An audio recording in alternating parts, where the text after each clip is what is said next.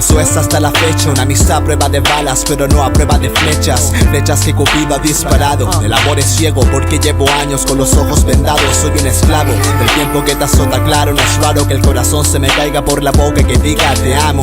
Es un regalo que te hago cuando hablo con las manos, cuando el calor de mis dedos te convierte en piano y tocan.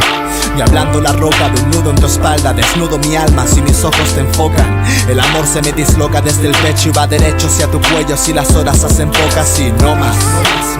Quiero palomas de la paz, palabras de alas para volar hasta las sábanas de su cama. Sé que es mi amiga y mi hermana, nada que hacer, sin el agua apagará esta llama. Tú échame el olvido, soy un pájaro de alas heridas trayendo ramas al nido. Desde hace años queriendo compartirlo contigo. Dime, ¿qué culpa tiene el corazón de que seamos amigos,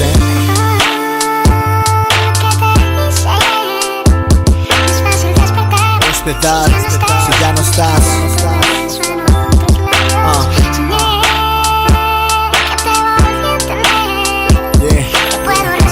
Respirar, ¿por qué me das? Yo en otros brazos busqué y no logré olvidarte. Yo solo pedí amor, ellas solo tenían carne para darme.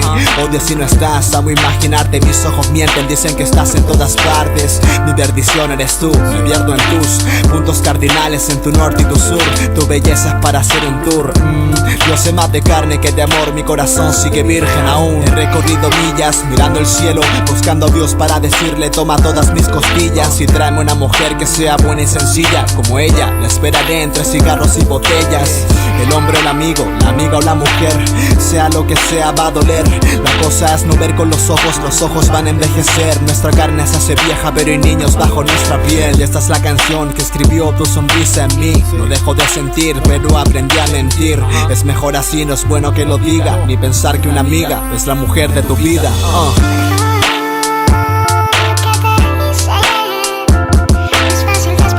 Respetar, si ya no estás.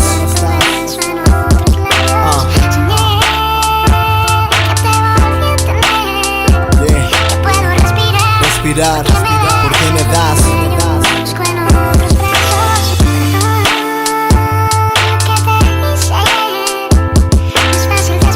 Respetar, si ya no estás.